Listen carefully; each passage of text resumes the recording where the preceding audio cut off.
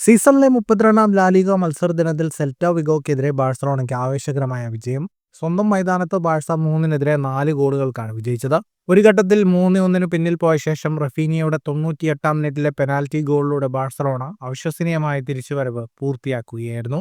തുടക്കം മുതൽ ആവേശം നിറഞ്ഞ മത്സരത്തിൽ 12-ാം മിനിറ്റിൽ ഫെറാൻ ടോറസിന്റെ ഗോളിലൂടെ ബാഴ്സലോണ മുന്നിലെത്തിയെങ്കിലും 3 മിനിറ്റിനുള്ളിൽ ബോർഹ ഇഗ്ലിസിയാസിന്റെ ഗോളിൽ സെൽറ്റ സമനില പിടിച്ചു. രണ്ടാം പകുതിയിൽ 52-ാം മിനിറ്റിൽ ഫ്രങ്കി ഡിയോങ്ങിന്റെ പിഴവ് മുതലെടുത്ത് ഇഗ്ലസിയാസ് വീണ്ടും ഗോൾ നേടി. 62-ാം മിനിറ്റിൽ ഒരു ഹെഡറിലൂടെ ഹാട്രിക് തികച്ച് ഇഗ്ലസിയാസ് സെൽറ്റയെ 3-1 മുന്നിലെത്തിച്ചു.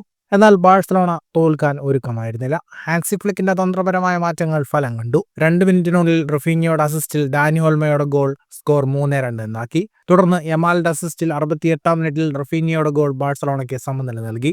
മത്സരം സമനിലയിലേക്ക് എന്ന് തോന്നിക്കവേ 8 മിനിറ്റ് നീണ്ട സ്റ്റോപ്പേജ് ടൈമിന്റെ അവസാന നിമിഷങ്ങളിൽ VAR പരിശോധനയ്ക്ക് ശേഷം ലഭിച്ച പെനാൽറ്റി ഗോളാക്കി റഫീനിയ ബാഴ്സലോണയ്ക്ക് വിജയം നൽകി.